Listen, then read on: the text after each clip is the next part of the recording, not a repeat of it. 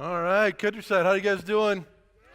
Good, good. It's great to see you guys. I know you didn't come to see me, but that's okay. You're going to get me for just a couple of minutes. How about that? Welcome to those of you that are here on campus, those of you that are joining us online. Thrilled to have you along with us as we start our brand new series today. We've got a new set going. Check that out. It's got a lot of cracks in it. See all the cracks? I need to explain that to you. Let me explain it to you. Okay. When I went to college, I had this vague idea of a couple of goals. My first goal was to eventually finish, and my second goal was to make a lot of money. And that's about as deep as my 18-year-old brain was prepared to go at that point. And so I was doing all of this very in-depth research in regard to the best major to get involved in. And it turns out that my roommate's sister's boyfriend was a geology major. So I thought, hey, I need an elective. I'll take a geology class. And so I took a geology class with this guy because I thought, hey, I can cheat off him when it gets bad or hard or whatever. No, I'm just kidding. I wouldn't do that. Anyway, well, maybe a little. No, and that's a whole different subject. But so I took this geology class, and I really liked it. In fact, for a while, I actually pursued a geology major. By the time I finished my bachelor's degree, I think I changed my major 4 or 5 times. I kind of forget now, but I did finally finish, much to the relief of my parents. But it wasn't in geology. But I was very close. I was like one class away from a geology minor. In fact, I think I was one class away from a minor in like 4 or 5 different subjects. Growing up in Colorado, I just loved the weekend field trips that the geology class would take. When we would go out, and it was so cool to finally be able to go out and to look at the Rocky Mountains and just have a little bit of a concept about how they were formed. One place we went, one of my favorite places, is a place called Red Rocks. How many of you guys have ever been to a concert or event at Red Rocks? Probably. Okay, tons. Actually saw Kool and the Gang there in 1981. Said date me in all kinds of really bad sort of ways.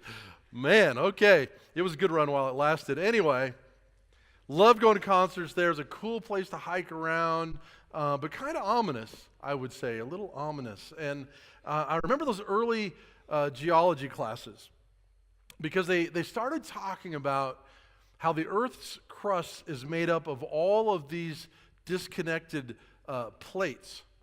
And all these plates are moving to one degree or another. It's called plate tectonics. And for an 18-year-old, that was a little bit of a shocking revelation to me. Now, with those kinds of plates and fractures and faults, you can have deep ones that go way down towards the core of the earth. You can have some that are shallow, some that are underneath the surface that you can't see, some that you can see. Now, of course, we know the biggies. We know like San Andreas Fault, right? We saw the movie with The Rock, so we have a good understanding of that. But here's the thing about those fault lines. When the shifts happen there, big things take place. And not all faults are alike. Some are short, some are long, some are wide, some are narrow, some are active, some are inactive. I'll show you a picture of one that's very obvious. This is from the south coast of Iceland, actually, and you can see what is a very obvious fault line there.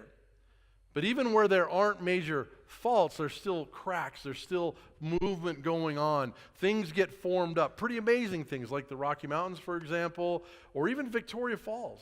Was the result of a fault line shifting, is what made that. Beautiful things can come from the shifts in fault lines, but they're full of energy. They cause lots of turmoil when they're happening. Why are we talking about plate tectonics this morning? Did you show up for a geology class today? Not really, right? No, it's because it's really a good metaphor, I think, for our lives. You see, I think that we can all agree that in life we're going to experience the minor movements. We're going to experience the major breaks along the fault lines of our lives when those shifts take place.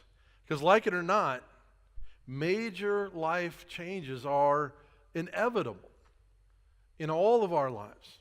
You know the crisis we didn't see coming, the losses, the conflicts, the failures, the temptations, the big things on the other side, the good side, the huge successes, the things that God calls us to do, but they just seem like overwhelming. Things, the good and the bad, create all kinds of movement and upheaval in our lives, and it's inevitable. The key is this. Think of people that you've observed in your life, how they handled the fault lines in their life when they happened. Like if something good happened, it could be a little overwhelming. A new marriage, a new job, get accepted to a new school, whatever it might be. Or something challenging happens. A big loss, an unforeseen change, the realization that something that they were counting on, something important to them, was not going to turn out the way that they had dreamed it would turn out. And in the midst of these things, how did they weather it? Did they weather it well? Did they struggle? Did they grow? Did they depend more on God? Or did they maybe get stuck? If you look around, I think what you'll see is in those times that guys, that we all have choices to make. Are we going to seek growth and allow growth in our lives? Or are we going to seek some kind of healing and allow healing in our lives? Or are we not? Some people in those moments become bitter, angry, maybe addicted. Some become kinder, more complete. Their faith increases. I've seen single parents, for example. Single parents, oh my goodness, by the way, man, what a hard task you have. But I've seen some find a place where they're diligent, they do the best that they can, and they trust God. I've seen some fold up tent, consistently put their kids in situations they shouldn't and stay stuck. Likewise, I've seen people achieve success. I have seen people achieve amazing success, and I've seen some who will steward that success and use it for some good, for the kingdom, for something that's going to last, for the good of others. Yet I've seen others achieve amazing success, and it just becomes all about them and what they know and what they can have and what they can get. What's the difference? Why did growth happen in some and faith increase in some, and why did others get stuck? And maybe you right now, maybe you are in a really challenging season. Maybe you are in the midst of a major fault line this morning. And it feels like the ground's moving, the ground's shaking. You don't know how all of this is going to turn out. And here's the thing, guys. I believe God's got something for you. God wants to encourage you. God's got something for you in this series. And He's with you. The seasons of life, the inevitable times that come when life feels topsy-turvy, we can either go through those and become better, or we can kind of get sidelined. Well, in this series, we're going to focus in on those fault lines in our lives that cause those shifts. The ones, that you usually can't see coming, the ones that we would do anything to avoid, yet they do happen. And why do people sometimes grow in those, and why do sometimes not so much, right? And here's the thing, we got to jump into this right now. The big theological point that we need to talk about right up front: does God cause bad things to happen to you? Does God cause bad things to happen to you? And the short answer is no. There's a lot of reasons for that. Number one, oftentimes we do a pretty good job of making choices in our life that maybe set us up for some fault lines.